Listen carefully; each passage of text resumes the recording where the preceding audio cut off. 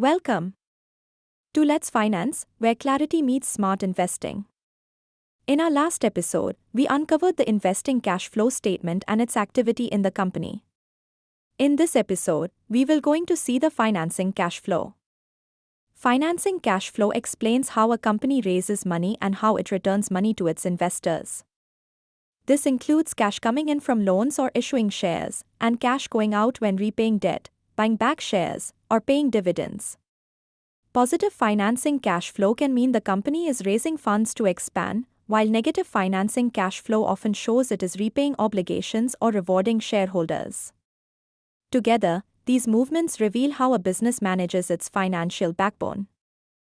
So now we've covered the cash flow and its types. If this helped simplify things, hit like, share it with a friend, and subscribe to Let's Finance for more structured insights. And stay tuned, next episode, we'll dive into real example of cash flow.